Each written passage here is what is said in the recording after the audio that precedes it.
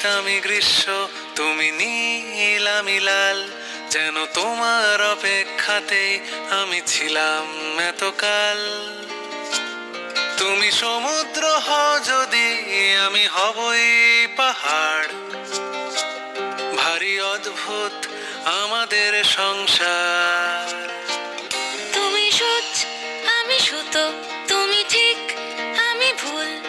আমি একটু সরে গেলেই তুমি ছোঁয়াবে আঙুল।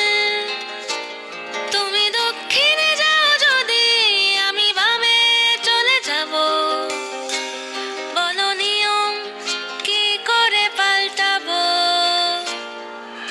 অস্থিরতা বাড়ছে, কোথায় লুকিয়ে রাখবো? কোন চিরকুটে লেখা হয়ে যায় দিবারাত্রির কাব্য।